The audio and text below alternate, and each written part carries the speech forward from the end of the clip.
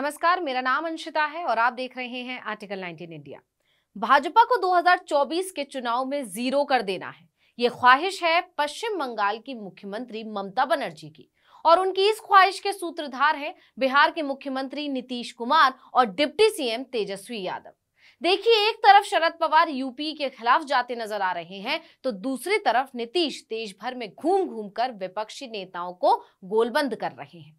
मतलब 2024 लोकसभा चुनाव से पहले एक बार फिर वैसे ही हालात पैदा हो गए हैं जैसे 1977 लोकसभा चुनाव से पहले हुए थे।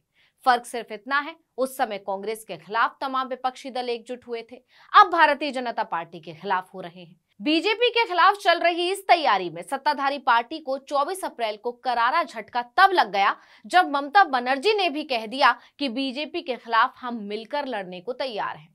हमारा मकसद सिर्फ बीजेपी को जीरो बनाना है। इसके बाद से ही दिल्ली के आसमान का पारा और राजनीति का पारा दोनों चढ़ा हुआ है। ऐसे में जब टीएमसी प्रमुख ने यह बयान दिया तो विपक्षी दलों को थोड़ी राहत महसूस हुई। बीजेपी खेमे के लिए ममता का यह बयान लू के थपेड़े से कम नहीं है। खैर, इस पर आगे चर्चा करेंगे। फिलहाल ममता बनर्जी, नीतीश कुमार और तेजस्वी की मुलाकात के बारे में बता देते हैं। देखिए कि जब से नीतीश कुमार ने एनडीए से नाता तोड़कर राष्ट्रीय जनता दल से हाथ मिलाया है, वो बीजेपी को देश की सत्ता से उखाड़ फेंकने की कोशिश में जुट गए हैं। इसके लिए नीतीश कड़ी मेहनत कर रहे हैं। लगभग हर मंच से बिहार के मुख्यमंत्री विपक्ष के एकजुट होने को अपील कर रहे हैं, पूरे देश का दौरा कर रहे हैं और टुकड़ों में बटे नेताओं को समझा रहे हैं कि अगर इस बार चूक गए तो सारे डूब जाएंगे। देखिए कि 12 अप्रैल को नीतीश कुमार राहुल और मल्लिकार्जुन खड़गे से मिलने दिल्ली आए थे। उसी दिन उन्होंने अपने डिप्टी सीएम तेजस्वी के साथ दिल्ली के मुख्यमंत्री अरविंद केजरीवाल से भी मुलाकात की थी। 10 दिन बाद दोनों ममता बनर्जी से मिलने कोलकाता पहुंच गए। सफर यही नहीं थमेगा, अगली मुलाकात अखिलेश यादव से है। यानी कहा जा सकता है कि नीतीश कुमार जी तोड़ मेहनत कर रहे हैं। राहुल और खड़गे से उनकी मुलाकात काफी सुर्खियों में रही थी, लेकिन ममता से नीतीश की मुलाकात काफी अहम थी।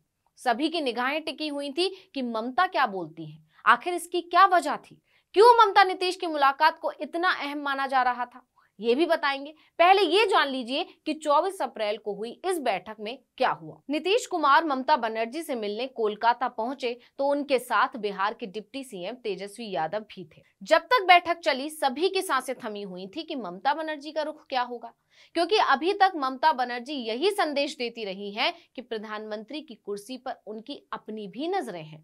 लेकिन बैठक के बाद विपक्षी दलों ने तब गहरी सांस ली जब ममता बनर्जी ने कहा कि हमें एक संदेश देना है कि हम सभी एक साथ हैं। उन्होंने कहा कि अगर विजन और मिशन साफ है तो हम साथ में लड़ेंगे, ये तय है। किस आधार पर होगा ये समय पर तय होगा। मैंने तो पहले ही कह दिया है कि मुझे इससे कोई ऐतराज नहीं है। मैं चाहती हूं कि बीजेपी जीरो बन जाए, हम साथ साथ आगे बढ़ेंगे। ममता बनर्जी ने साफ कहा कि हमारा कोई व्यक्तिगत अहंकार नहीं है, हम साथ मिलकर काम करना चाहते हैं। इसके साथ ही उन्होंने जेपी आंदोलन की याद दिलाते हुए कहा कि मैंने नीतीश जी से यही अनुरोध किया है कि जयप्रकाश जी का आंदोलन बिहार से हुआ था तो हम भी बिहार में ऑल पार्टी मीटिंग करें।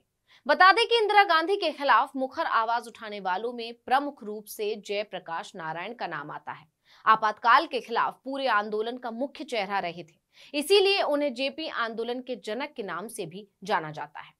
खैर, अब आते हैं मुख्य मुद्दे पर कि ममता बनर्जी और नीतीश की मुलाकात विपक्षी एकता के लिए इतनी अहम क्यों थी। देखिए कि यूपी और महाराष्ट्र के बाद बंगाल में ही लोकसभा की सबसे ज्यादा सीटें हैं। इसके बाद बिहार का नंबर आता है। यूपी में 80, महाराष्ट्र में 48, बंगाल में 42 और बिहार में 40, तमिलनाडु में 39 और कर्नाटक में 28। ये कुल संख्या बनती है 277, मतलब पूर्ण बहुमत का आंकड़ा। इसमें यूपी को छोड़ दें तो किसी भी राज्य में भाजपा बहुत मजबूत स्थिति में नहीं है। और अगर यूपी में अखिलेश यादव विपक्षी एकता के साथ जाने को तैयार हो जाते हैं तो इससे अच्छी कोई स्थिति नहीं होगी। यही वजह है कि नीतीश तेजस्वी ममता बनर्जी के साथ लंच करने के बाद डिनर पर अखिलेश यादव से मिलने लखनऊ रवाना हो गए। आपको बता दें कि सबसे पहले ममता बनर्जी ही थी जिन्होंने विपक्ष को एकजुट करना शुरू किया था, लेकिन फर्क सिर्फ इतना था कि तब वो तीसरा मोर्चा खड़ा करना चाहती थी, मतलब कांग्रेस और बीजेपी से अलग। 2021 के आखिर में ममता बनर्जी ने इसके लिए ताबड़तोड़ दौरे किए थे। शरद पवार से लेकर आदित्य ठाकरे, एमके स्टालिन से लेकर केसीआर तक तमाम लोगों से ममता ने मुलाकात की थी। हालांकि ममता को कहीं से भी हरी झंडी नहीं मिली। हर किसी ने कहा कि बिना कांग्रेस को साथ लिए बीजेपी को हराना मुश्किल ही नहीं, नामुमकिन है। इसके बाद ममता बनर्जी एकला चलो की नीति पर काम करने लगी। हालांकि इन सब के बीच केसीआर, अखिलेश यादव और अरविंद केजरीवाल का सहारा ममता को मिला। ये सभी एक साथ एक मंच पर भी नजर आए। एक बार फिर खबरों ने रफ्तार पकड़ी कि देश में तीसरा मोर्चा तैयार हो रहा है। लेकिन जैसे ही के चंद्रशेखर राव की बेटी के कविता ने कांग्रेस को विपक्षी एकता में शामिल होने का न्योता दिया, एक बार फिर तीसरे मोर्चे की बात ठंडे बस्ते में चली गई। यानी जो ममता 2 साल पहले खुद पीएम बनने के सपने संजोए बीजेपी के खिलाफ मैदान में उतरना चाहती थी, 2024 नजदीक आते आते उन्हें समझ आ गया कि बिना कांग्रेस ये संभव ही नहीं है। बता दें कि देश की लगभग 200 सीटों पर बीजेपी और कांग्रेस आमने सामने है। ऐसे में किसी भी क्षेत्रीय पार्टी का बीजेपी को हराना मुमकिन ही नहीं है। और ये बात अब ममता को भी अच्छी तरह समझ में आ गई है और ये बीजेपी के लिए बहुत बड़ी चिंता की बात है।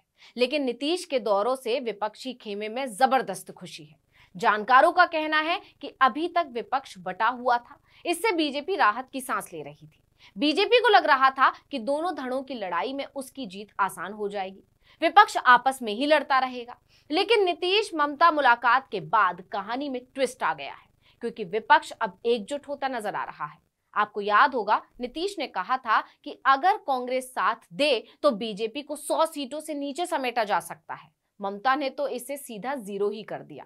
उन्होंने कह दिया कि बीजेपी को 0 पर लाना है और इससे बीजेपी की नींद उड़नी स्वाभाविक है।